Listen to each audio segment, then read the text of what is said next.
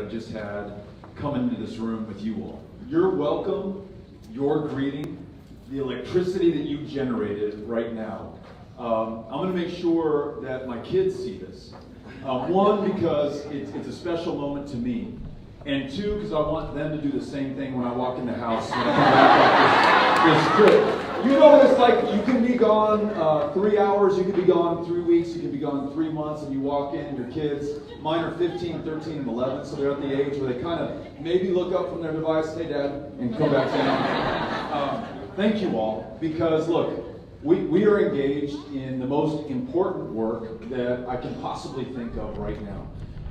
Though the challenge is great, and though many face some serious difficulties because of those in the highest positions of power and public trust, we must count ourselves fortunate and lucky to have one another at this moment and to have the opportunity to do this work, knocking on doors, making phone calls, reaching out to the voters who are going to decide the outcome of this next election. One, it's the only way we're going to win, right? We get out there and meet and reach everybody.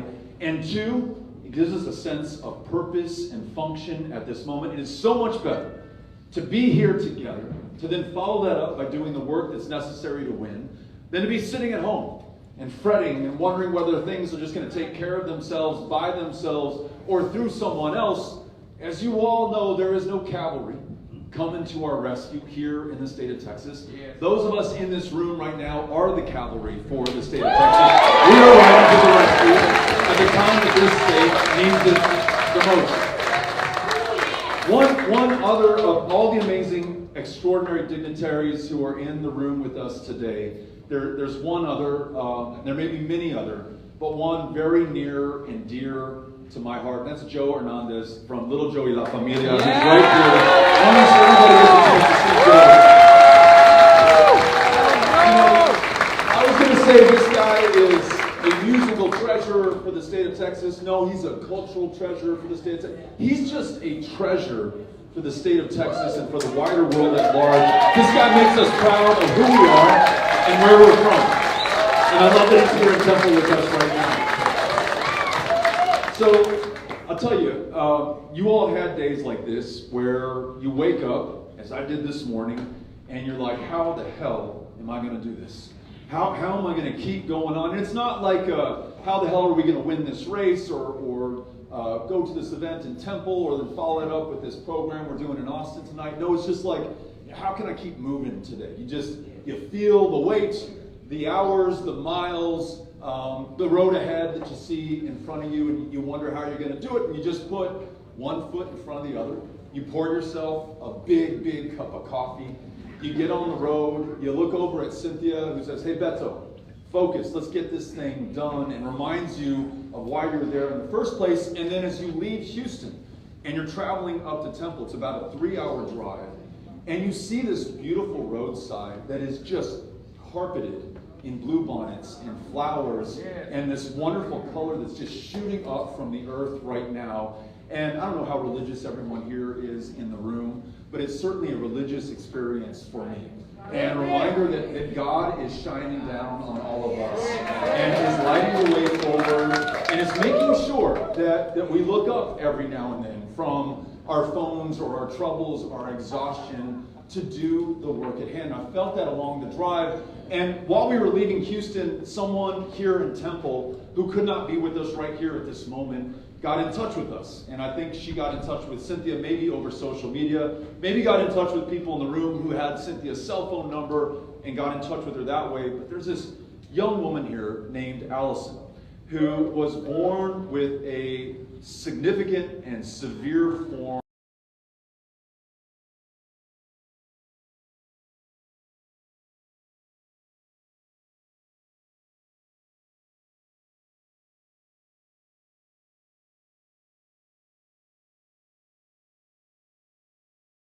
of muscular dystrophy. It's kind of a rare variation on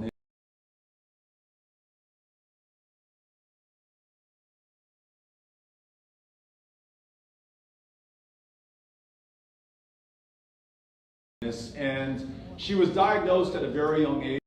The grade she ever got was an A-, and you can still tell it troubles her when she brings that And we had a chance to meet with her right now. And of all the things that I talked about, nothing set us straighter than her smile and hearing what she had to say. She has this saying that I love. Remember this, because it's going to come in handy on this campaign. It's going to come in handy just in our day-to-day lives. She says, I don't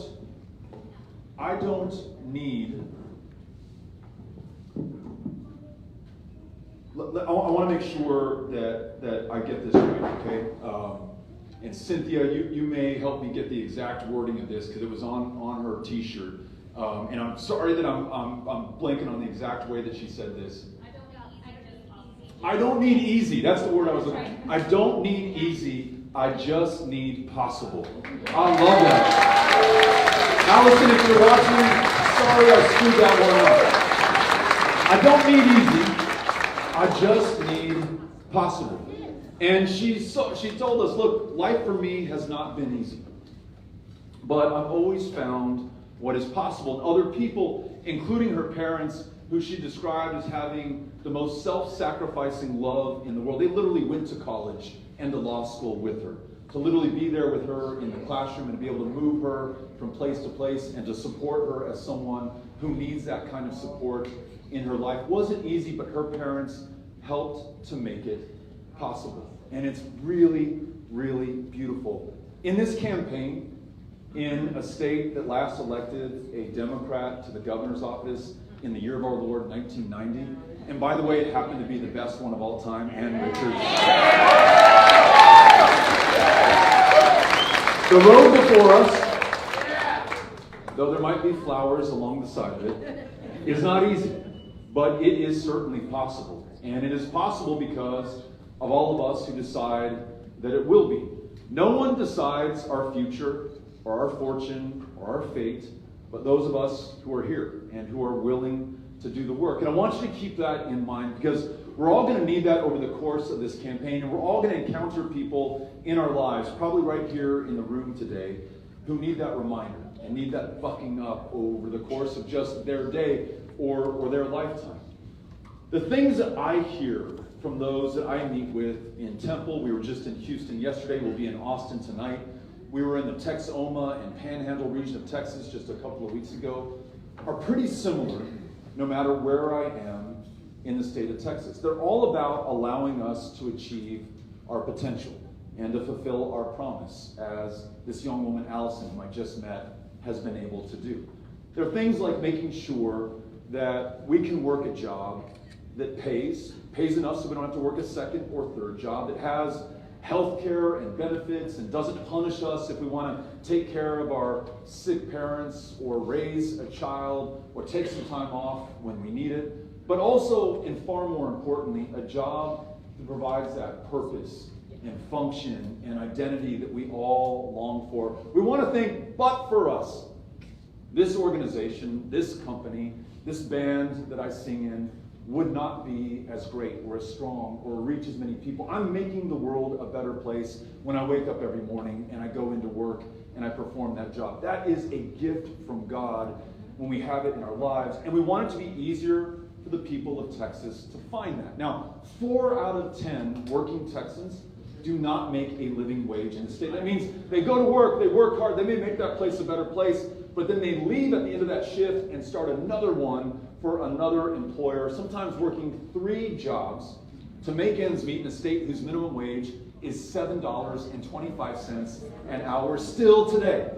Many, many years after that wage was first set, at a time that prices are going through the roof for all of us. Try finding your purpose and your function and your fulfillment when you're working 3 jobs. Try raising your kids, being there for those in your life who need that, performing that kind of self-sacrificial love for those who might need that little bit of help if you're struggling to get by. We've got to make sure that the jobs that we create pay a living wage. Yes, that's important, but allow us to really rise to our promise. What we will do for ourselves, and even more importantly for all of those around us, cannot be measured by man or by woman, but I guarantee you it will make us a better state for it. So that's the first priority of this campaign. The first thing that I'll look to do as your governor, make sure that we are creating and maintaining better jobs in the state of Texas for anyone who wants to work there, right?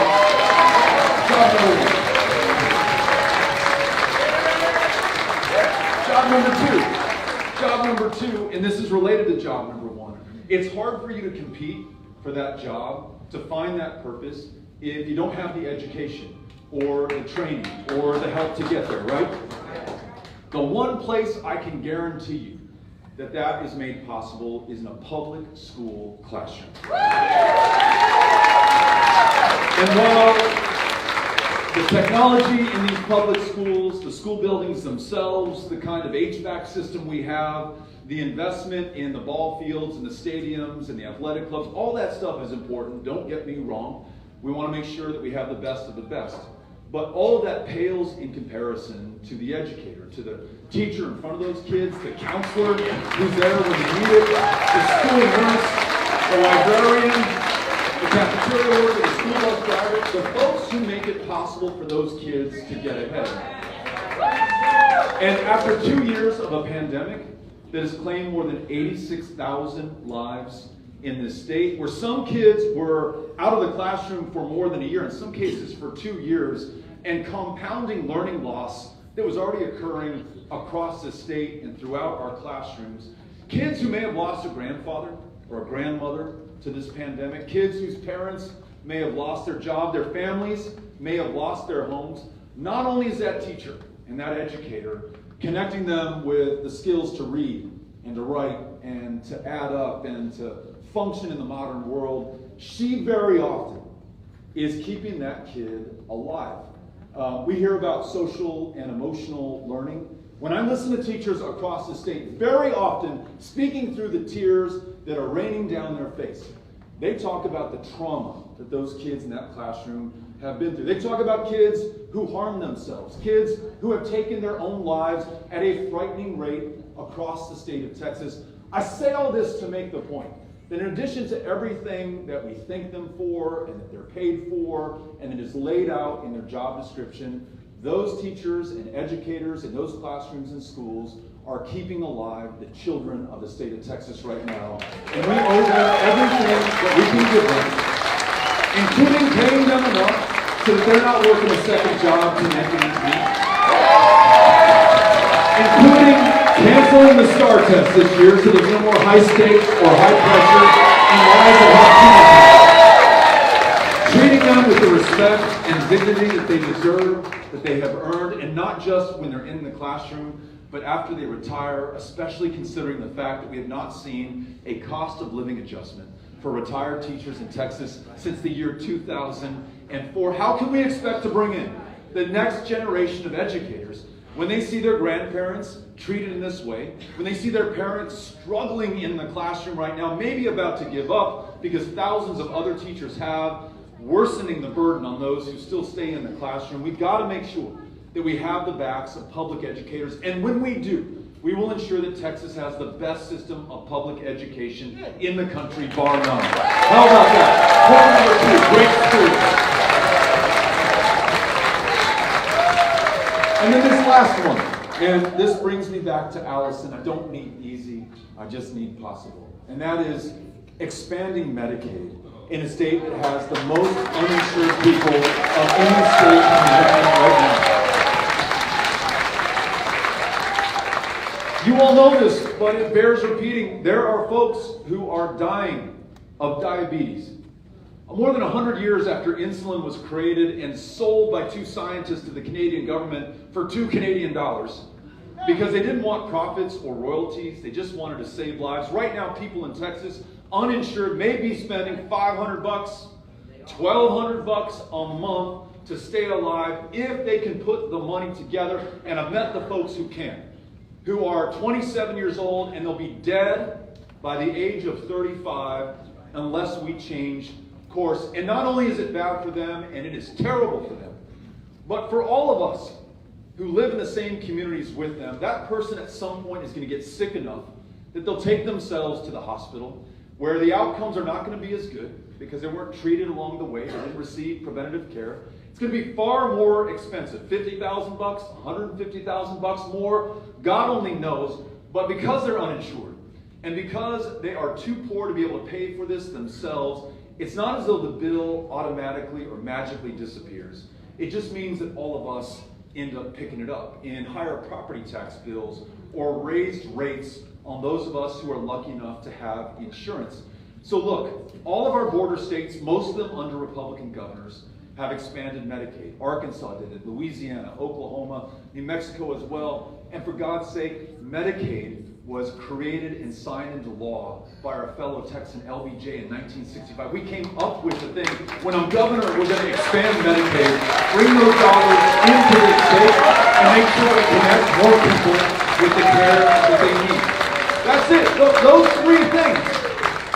When folks ask me, look, I know Beto came to Temple, I wasn't able to see him, I was at work, or I didn't want to go see him because I'm a Republican, I'd never vote for a Democrat, or, I'm just not going to vote in these elections. Who knows who's going to do what to make my life better? Say, look, I heard the guy out of his own mouth, he said he's focused on three things: better jobs, world-class public schools, and the ability to see a doctor. On that much, whether we're Republicans or Democrats or independents or non-voters for that matter, whether we live in small towns or big cities, whether we are 10-generation Texans or we got to this state 10 days ago, we can agree on those three things. I think we have somebody who just got there. Welcome to Texas.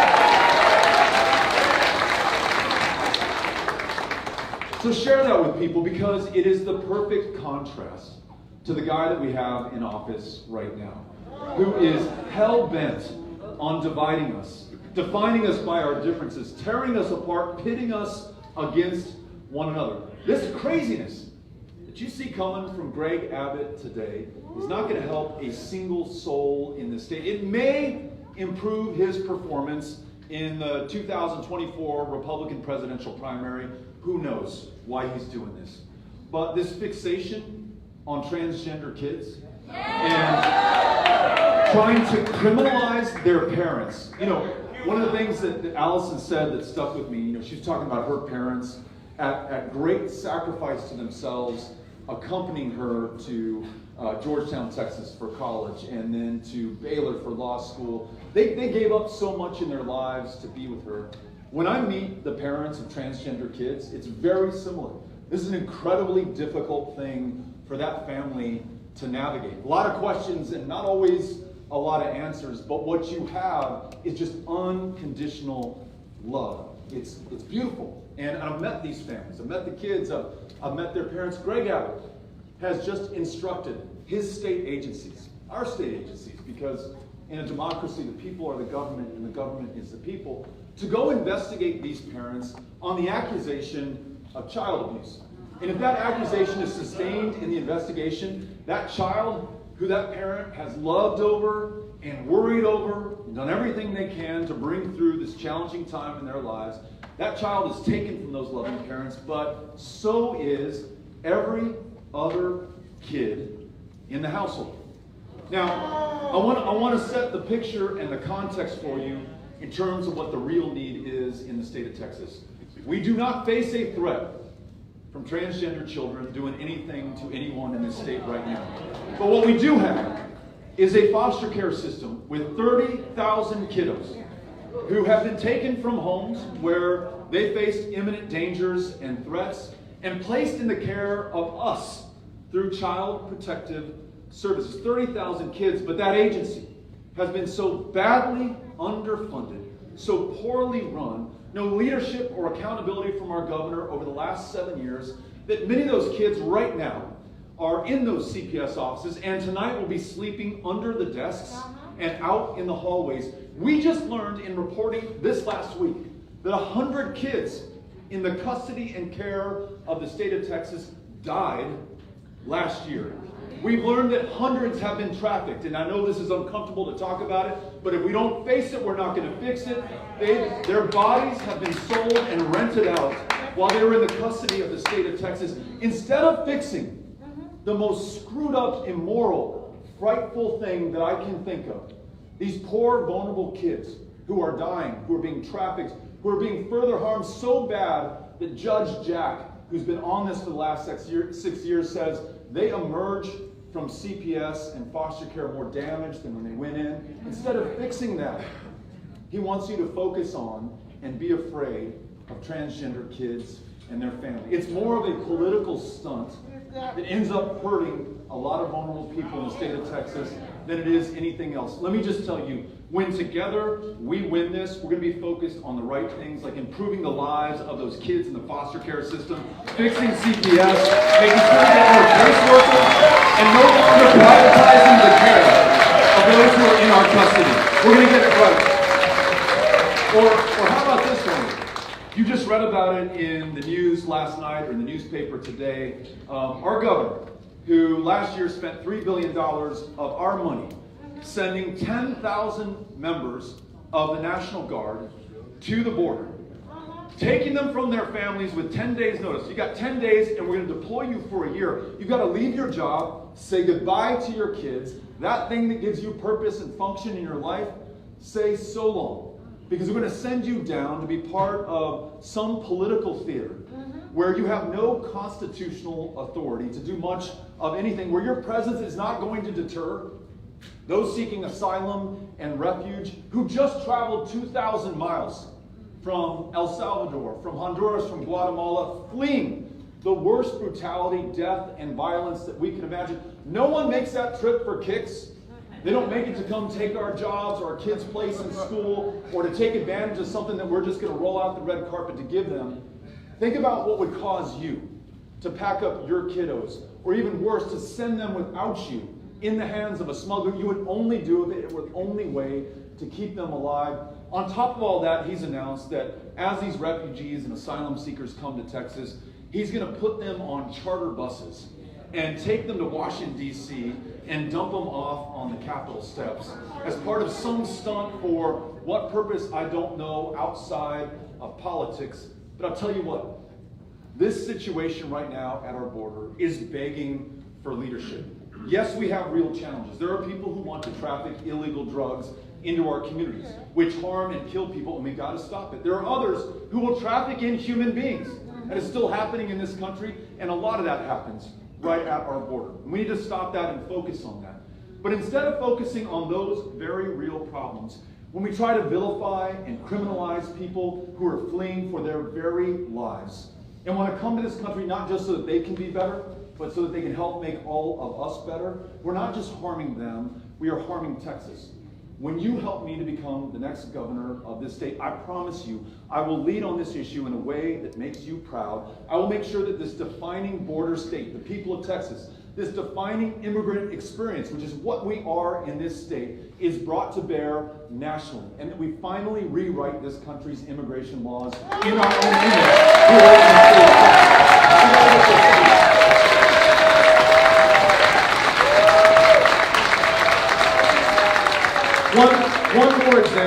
One more example of why we are not in this state under this governor focused on the big things like great jobs, world-class schools, and the ability to see a doctor.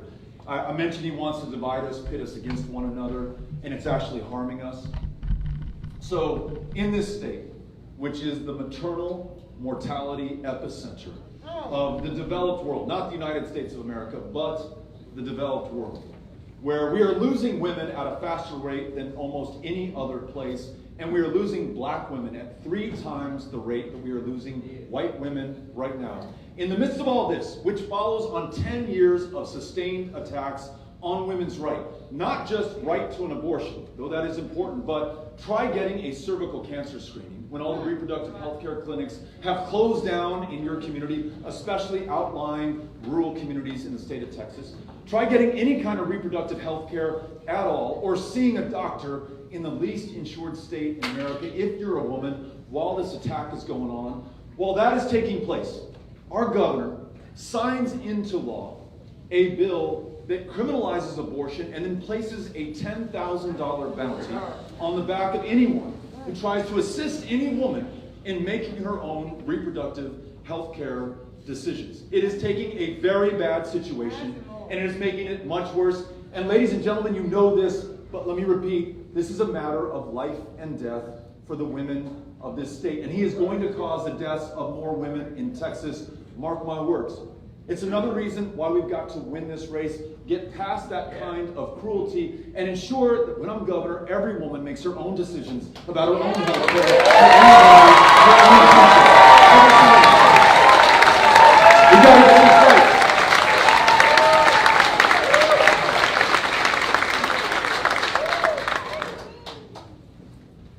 And in closing, I want to tell you how we're going to get this done. I described what we want to do. I described what is standing in our way. And now let me tell you how we win this race. First of all, because of the great work that Chris and William and so many others in this room have done over the last 5 years and in the 5 years before that, meeting voters where they are at their doors, holding meetings like these to bring people together in community, to make sure that we are fired up to go do the work that wins elections. We built an extraordinary base in 2018. It wasn't just what happened here in Bell County. Across Texas, we saw the largest voter turnout in 2018 since the year 1970. Young voters turned out at a rate 500% greater than the previous midterm elections. So Stephanie and all these young people here, you produced some significant change. That is the base upon which we are building and running this campaign right now. And I brought some numbers because I want to make sure that you all know the math behind this. So in 2018, 47,437 people in this county voted with us for U.S. Senate. For the other guy, it was 38,417 votes. So not bad, but check this out. In 2020, there were 70,000 people in this county who were eligible to vote and didn't cast a ballot. 70,000. I lost to Ted Cruz by 216,000 votes. There are 70,000 votes just in this one out of 253 other counties that we can go find if we're willing to knock on doors. And since the 2020 election, because you all are growing so fast, because this is such a beautiful part of the planet, 25,000 new voters have come onto the roll. So if my math is correct, 70,000 plus 25,000, that's 5,000 short of 100,000. That's almost half the gap that we had against Ted Cruz in 2018. We make up that gap here, and we do it in other counties, and I will be the next governor of the state of Texas.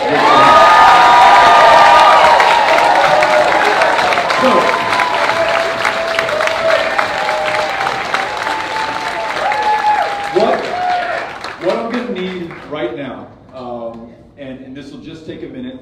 Chrissy, if you don't mind raising your hand. This is Chrissy Clayberg, who's part of our team here.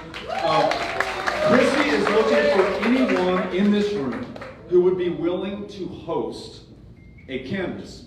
Canvass is where we go knock on the doors of our neighbors and ask them if they would participate in this election, and if they would vote for us in November, and if they would help decide the outcome of the most important contest taking place in America. So like no pressure or anything, but it's that important. We're not going to win only by coming together today.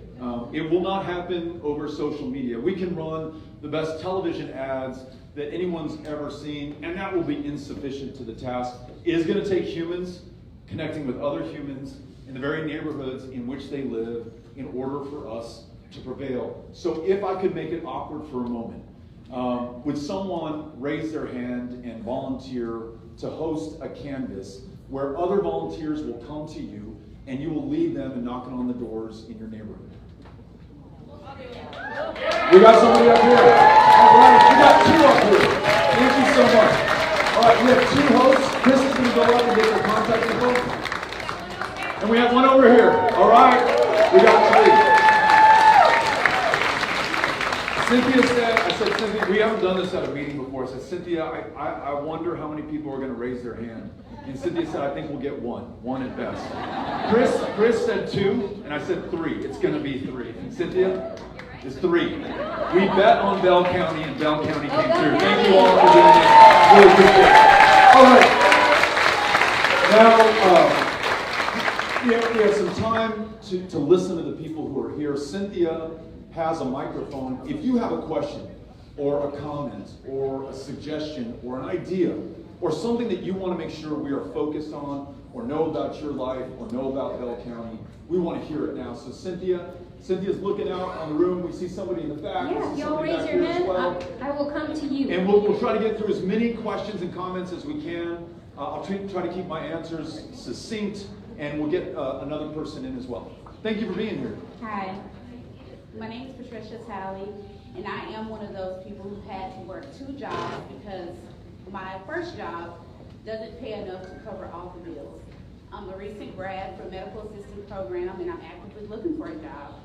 But some of those jobs want you to have experience, or they want to only give you $10 or $11. Well, with mortgage going up, food going up, gas, electricity, water, all those things going up, it's not enough to cover. So a livable wage would be wonderful. $7.25 is not enough. I feel sorry for people who work. I've had to work in fast food, and I know how that feels to make $7.25, and then you have to work 2 or 3 jobs just to make ends meet. It's not a good feeling. And people will say, well, that's a job for teenagers. We understand that, but there are some people who can't go to college. College is not an option for them.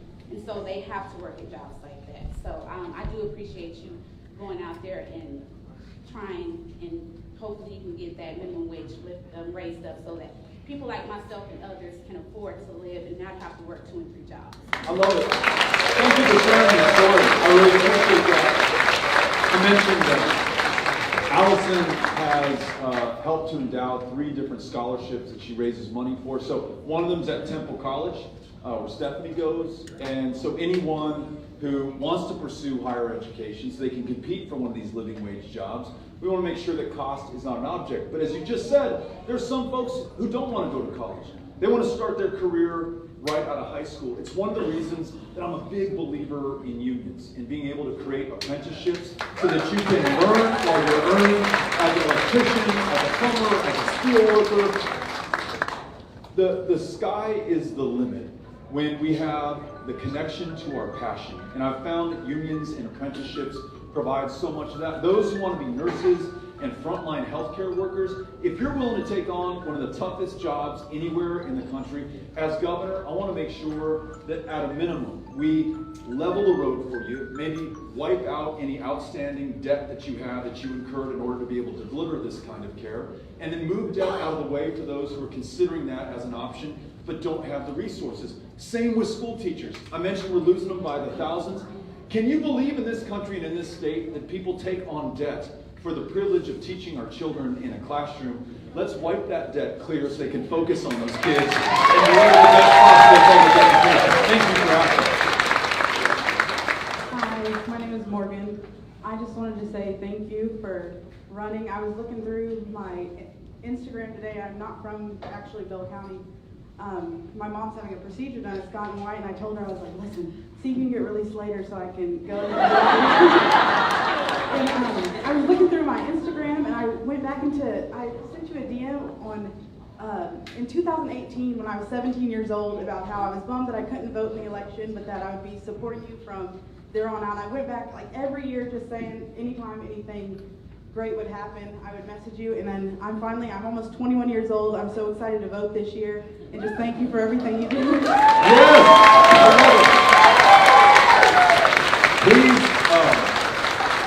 Please give your mom the love from everybody in this room, okay? We want her full and speedy recovery all the way. And thank you for being here and for sharing that and keeping the faith through all these years. Thank you. It's great. Cynthia, who do we got? Hi, Beto. Originally, I moved from Iowa to El Paso, so yeah. Mi casa es tu casa. Gracias. Beto, when you commented about teachers and why so many of us are leaving the profession, I want to explain to you my 20 years in public education here in Bell County and one school in McClellan County. During my 20 years, I was physically hit by a principal. I was lied about to a principal so that I got a write-up for something that I did not do. I was also given the fact that I went and got a job as an assistant when I couldn't get hired as a teacher. Then as an assistant, the principal decided that she was going to cut the position to another level so that I would only get half of the pay that I was entitled to. That if my thing is the colleges in the state of Texas need the educated people that are going into education to know that this kind of stuff really does happen here in the state of Texas. I graduated from the University of Mary Hardin-Baylor and was with almost a straight A average. But then to be disrespected and not given anything as far as my teaching and the work that I put into, and I didn't go back until I was 39 years old. I mean, I had a family and everything else. So I mean, this hit a nerve when you said about teaching.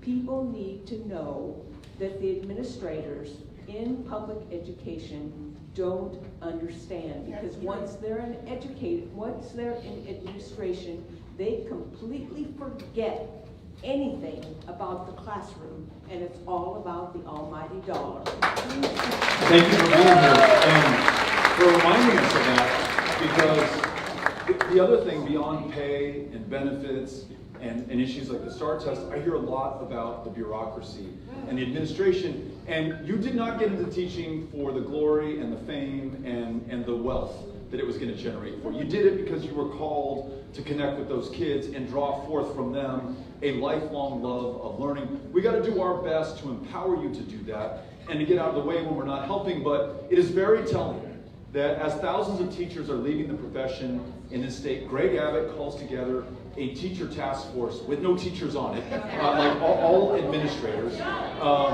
You're never going to get the truth unless you listen to the people who are in the classroom. One thing that I want you to know is that when we win this, when I'm your governor, I'm going to appoint a teacher as the TEA commissioner, somebody who has experience. Here we go, okay? Sorry, I'm really nervous. I'm Beth.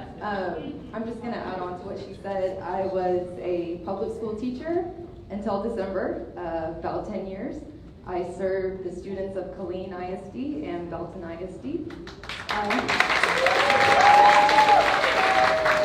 Belton High School specifically, I worked with special ed students in the inclusion classroom, and I just couldn't do it anymore after 10 years. And just what you said about what you want to do for the teachers of Texas, it just makes me have a hope to join back and be with the students that I miss so much.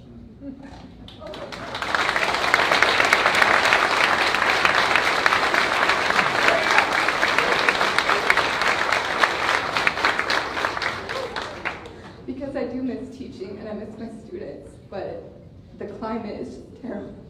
And TEA is just not very good right now, and you give me hope to go back to the classroom. Thank you for being here. Go ahead. Speaking of STAR, English 2 is taking their test. They probably just finished right now. The sophomores of high school just took their STAR test, so they're wasting a lot of money on testing. That's right. That's right.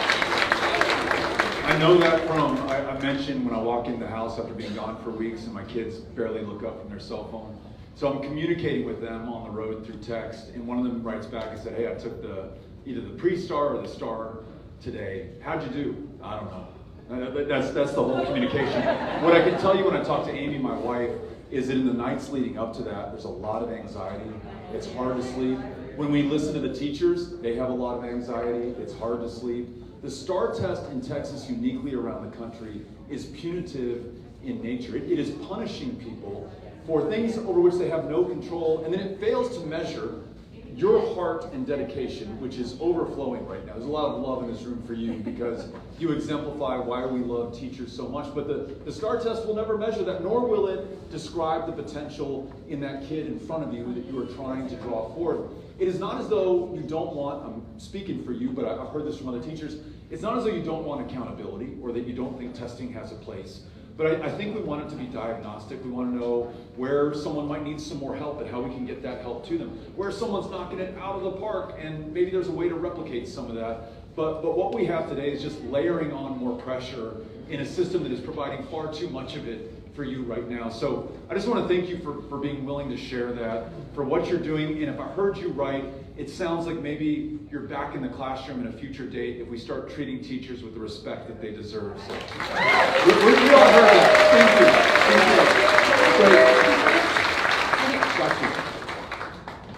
you. Hello, my dude. Aaron, I live here in Temple. Been here pretty much most of my life. Been following you for a few years since you took on Ted Cruz, and you know what? F that guy.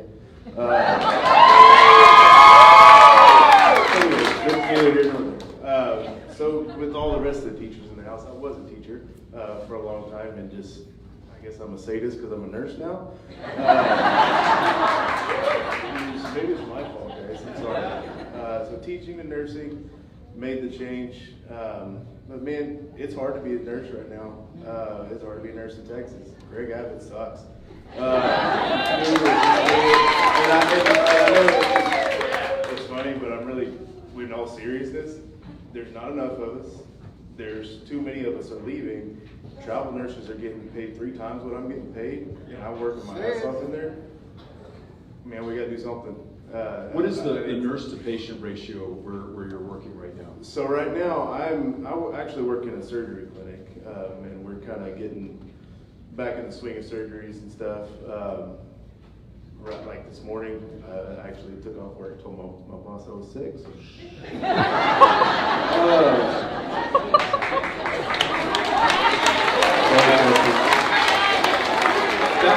That's better than delaying your mom's surgeries that you can do. Fair enough. I may need this minimum wage raise here soon. But like this morning in an orthopedic clinic that I work in, we saw 40 patients in 4 hours. We had 3 providers, maybe 4. He came up from surgery. It's not. We can't care for people that way. It's not fair. It's not good. We need help. Nurses need help, man. Aaron, thank you for what you're doing. I got a chance to meet with other nurses recently, and one of them said something. To me that really stuck out. She said, at the beginning of the pandemic, I was everybody's hero. People, pat me on the back, thank you for your service. And she said, now I feel like a zero. She said, because there are so few nurses, the wait times are so long, the patient care isn't as good as it should be, through no fault of the nurses. A lot of that anger is directed at me. And then it is this incentive for more nurses to leave the profession or to become travel nurses and make 2 to 3 times what they would make if they were to stay on the job, maybe traveling to other states. Texas has spent, this is your money as an American taxpayer, billions of dollars bringing in nurses from other parts of the country instead of paying the nurses that we have on hand what they are really worth.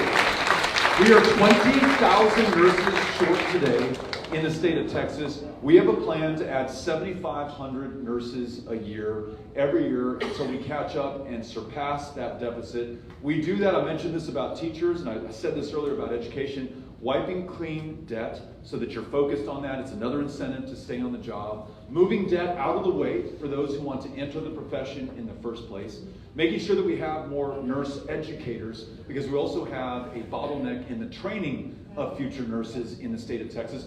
But this is precisely the kind of leadership. This isn't a Democratic thing or a Republican thing. It's a common sense, core Texas value thing. Focus on the problem at hand.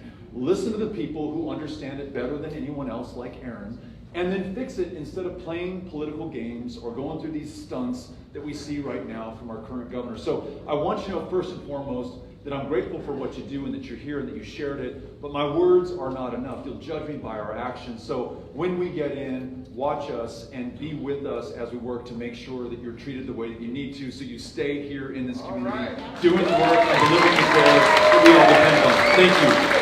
We are straight back, and there are so many hands up. Thank you for being patient with me. I'm going to get to as many people as I can. All right, Dana. I have a question about votes that are being thrown out or not counted. And it seems like it's targeted. What can we do about that? We just saw the headline today, 25,000 votes out of this primary election. It was not even, just a little bit more than a month ago. These are Texans who took the time to register to vote in a state that's harder to register in than any other, who took the time to vote in a state that makes it harder to vote than in any other. 25,000 times that we know of, their ballots that they otherwise legally cast were rejected because of new voter laws that were signed by Greg Abbott last year.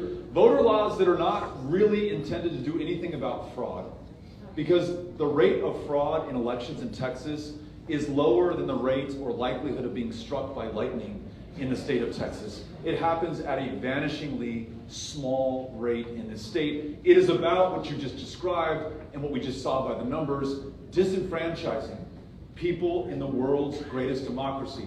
For all the veterans who are here, I see veterans who served in Vietnam, veterans who served in other eras of our country's history. You swore an oath, not to a political party, not to a person in power, but to our Constitution and to our way of life and our form of government, this democracy. Freely and fairly held elections where we're able to choose the direction that this community and that our country will take. In this last election, I mentioned the 25,000 ballots rejected.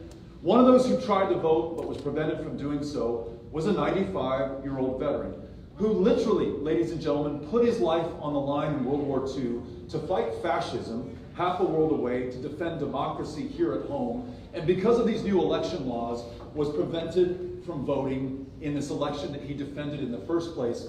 The question asked of me was, what are we going to do about this? I wish the Department of Justice would come in here and enforce another great Texas idea, the 1965 Voting Rights Act that was signed into law by Lyndon Baines Johnson. But it doesn't look like they're coming our way. It's that cavalry that some out there are waiting for that is not going to arrive. It has to be us. And when I ask the folks to step up and host canvasses, these are the people and those who join them at these canvasses who are going to meet the voters who overcome this. There will be some ballots rejected in November, unfortunately. They're rigging the rules of this system while we are in competition for the election on November 8th. But we could give up and just say this is too hard and we'll never win. Nope. Or, as our friend reminded us earlier today, we're not looking for easy, we just need possible. Possible is knocking on people's doors and bringing them out. So we need you to sign up and be with us on this. Thank you. Okay, I think Little Joe had a comment first. He wanted to I'm going to hand the microphone to Little Joe. Beto, gracias por venir a nuestro pueblo. I was born and raised here in Temple. I was born in 1940. I've been on the road for over 60 years. I've had the privilege to travel out of this country, all over Europe, all over Japan, parts of Mexico, all over the United States. I know how difficult it is to be on the road. So we should really understand and appreciate the effort that our next governor is making to be here with us today.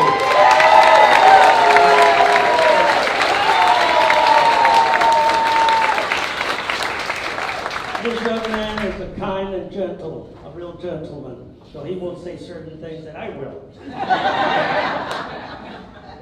But I just want to state a couple of facts.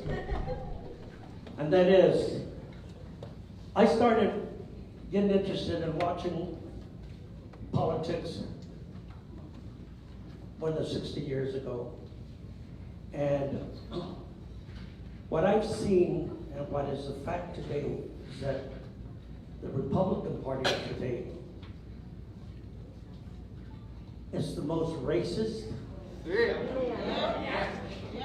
corrupt, cruel, totally cruel, mean-spirited. There's no redemption for those folks, but we can do something about that, and that is to vote. I don't vote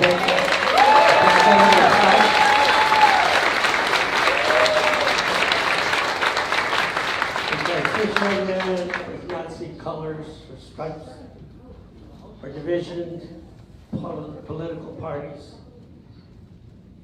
Even if he's not to win the race, but that's just he said it, And I believe in don't give me easy, give me possible. And He's got that possibility through us. And this is rare for me to be even in town and to get up and speak before you.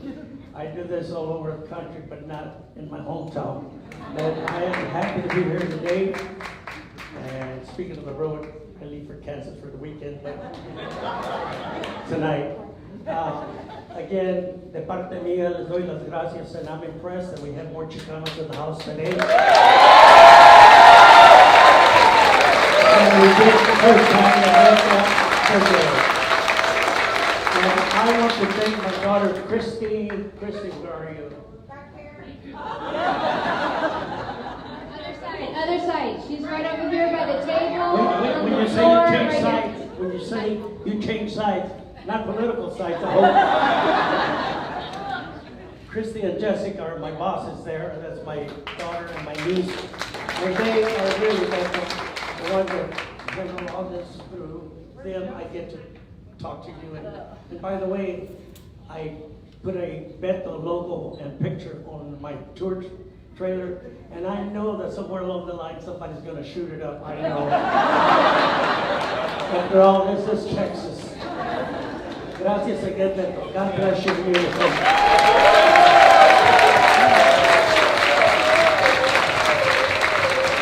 You know, no one's going to do anything to Joe. We are praying over you.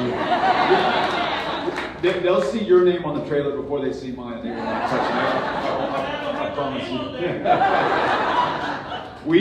We've had the good fortune to be with Joe in places like Austin, not too far from here, but in the Rio Grande Valley and other parts of Texas. And it may be some of this happens wherever we live. We take for granted the greatest heroes who come from our community. I will just tell you, when Joe enters the room in these places, it is like unlike anything that I have ever seen before. The connection that people have with him transcends partisanship. And look, all those ways in which he described Greg Abbott's version of the Republican Party, which is true for Greg Abbott, may not be true for every Republican out there, right? And I hope we have some in the room with us today, and some independents as well. Joe, through his music, through his kindness, through, I guess, his celebrity to some degree, is able to reach some of these people that otherwise we would not be able to connect with. So I just want to thank the community of Temple for producing this guy and getting him out on the road, because he's been absolutely amazing for us. Thank you, Joe. Yeah, awesome. Okay, we are straight back to the... Yes. Okay, my name is Esther Valdez, and I love teachers. Especially love nurses. They saved my daughter, and I love Joe. Good Joe. I love you. You didn't hear me. I have that problem too. Husband in the house. Sorry. He doesn't mind. Anyway, we've talked about all these different issues. My issue is taxes. We live out at Marvin's Point. We have lived there at the lake 45 years. My taxes, when we first started building our house, we built it, paid for it as we went along. It took a while, but it was $800 some odd dollars. We paid over $3,000 right now. Where is this going? When is it going to stop? As I retired from AT&T a few years back. But as a retiree, as a senior citizen, I have an assurance that my taxes will not raise more than 10% this year, and next year, and the year after that. When is it going to stop? It's going to stop when we win this race. We're going to make sure to bring your property taxes down. And let me explain. First, we need to know why they have gone up so much so quickly. Part of it has to do, I was talking about public schools earlier. As the public school age population has grown, as it has become more diverse, 95% of the population growth in the state of Texas over the last 10 years is in communities of color. And over that same time, the share of state spending on public education declines, forcing the local property taxpayer who pays into their independent school district to shoulder more and more of the bill and the burden. And what you are describing is a situation where people are literally being taxed out of their homes right now. They cannot afford to stay in that home that they may have built, that their parents may have built before them. So increasing the state's share of public education funding is one place to start. A second is, I mentioned expanding Medicaid. We've left more than $100 billion on the table that was your money and my money that we paid in federal income taxes to DC. And then when they said, we want to send all this money back to you, Texas, originally they were going to send it back. The deal was, we'll pay 100 cents of the dollar of expansion cost. We didn't take the deal when it was good. It's now 90 cents on the dollar, still pretty good. We are still saying no. When I'm governor, we're going to say yes and bring down $10 billion a year. That's going to reduce the burden of you as a local property taxpayer. One last idea, and this is one I hope that we can all get behind.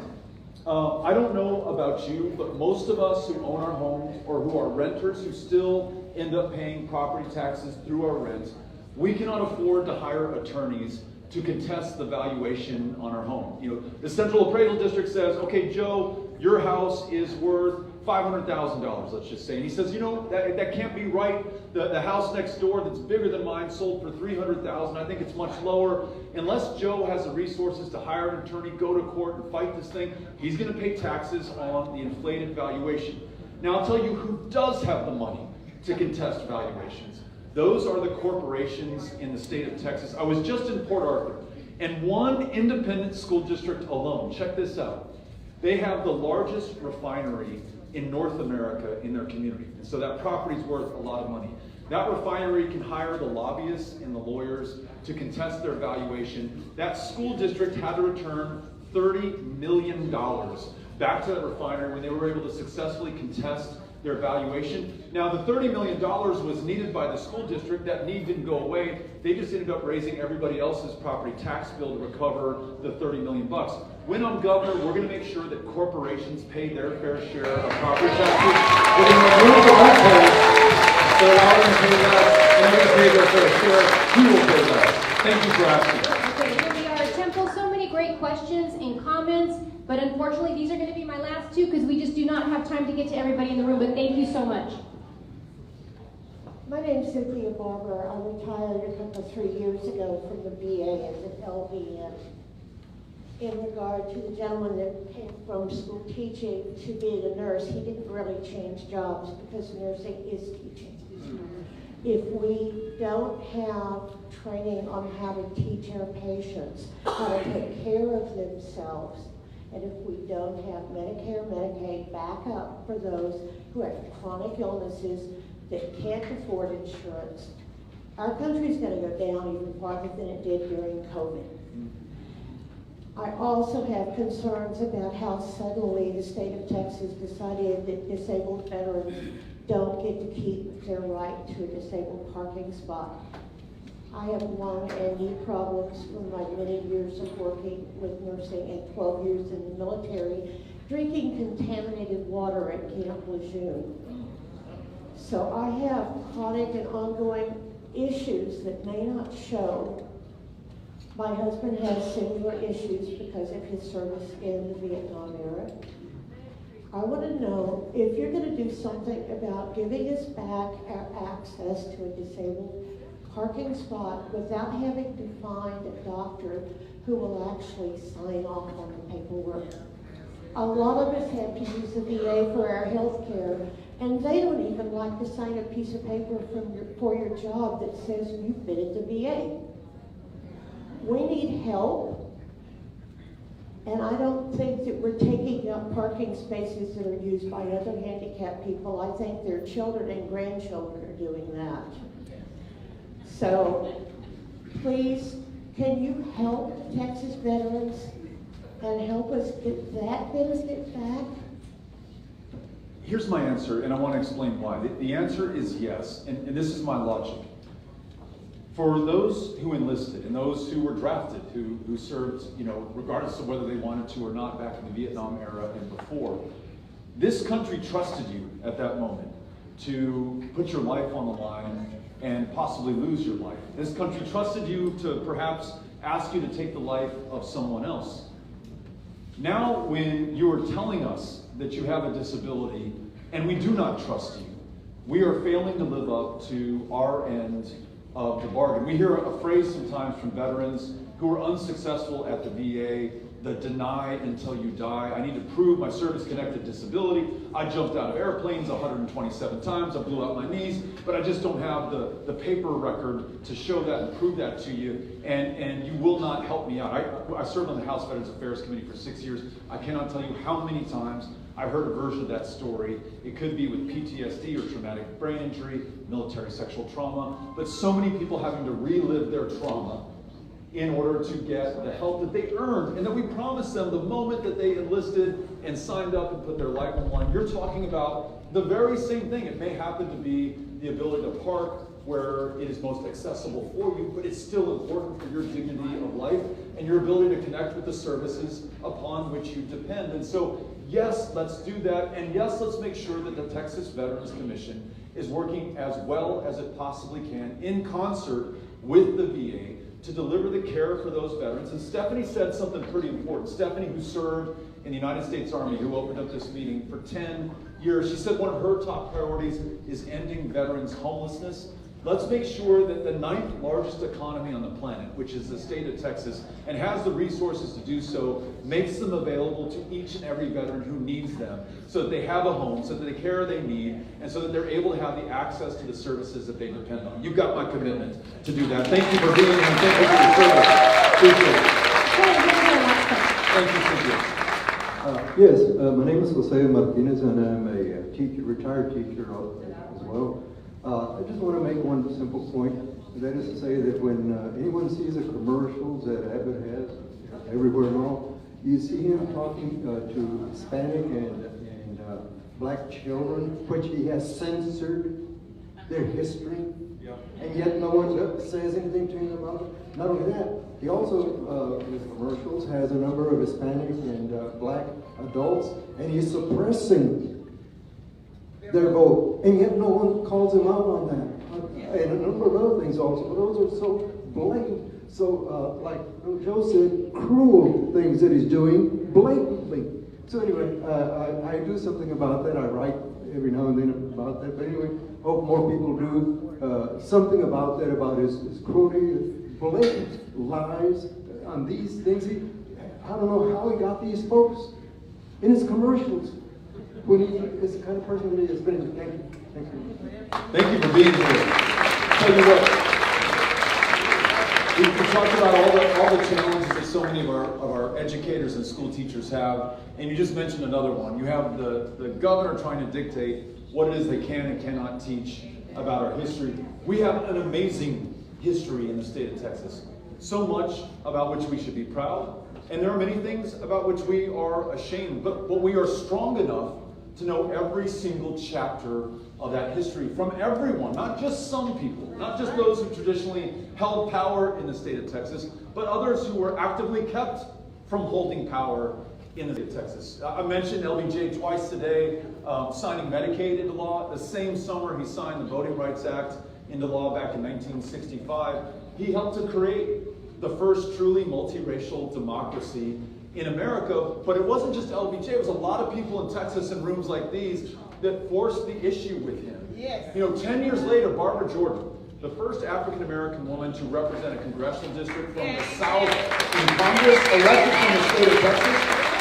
I want to make sure that the kids in this state are taught her history and the fact that she improved upon what LBJ did. 10 years later, she helps to pass a reauthorization of the Voting Rights Act. This was in 1975 because Chicanos, Latinos, Mexican Americans, those who may not have fluency in English, but still wanted to vote, did not have ballots printed in their language. It turned out to be something like a literacy test for those who didn't speak English in America. Now, many of the communities in Texas were not only Mexican-American majority, as many of you know, but they were Spanish-speaking majority communities who couldn't fully participate in our democracy. That 75 reauthorization included more of our fellow Texans into choosing who their representatives would be, allowed more of our fellow Texans to be those representatives in the first place. La Raza Unida Party that sprung up here in Texas and bloomed across the state finally gave political power to the people who, by and large, had helped to make the success of this state in the first place, the same way the 1965 Voting Rights Act did for African Americans in the state of Texas. That is beautiful history, and it describes some of the shameful chapters that preceded us, that required those two acts of legislation, but it also talks about the triumph and the overcoming and the inclusion of more people in. Listen, if the people who fought those battles were strong enough for the test in 65 or 75, then our kids in those classrooms in the year 2022 are strong enough to learn about them, right? So let's make sure we see the full history of this state. All right,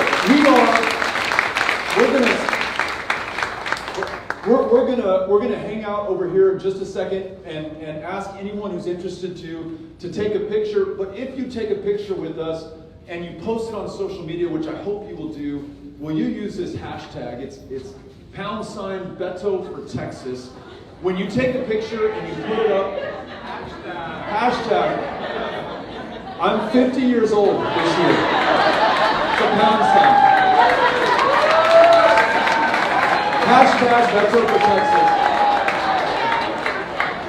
Will you do that on your Instagram, your Facebook, your Twitter, and your TikTok, and other social media platforms? That way we get the word out to more people. Thank you, Temple, Texas, for having us out. Hey folks, before you head over there,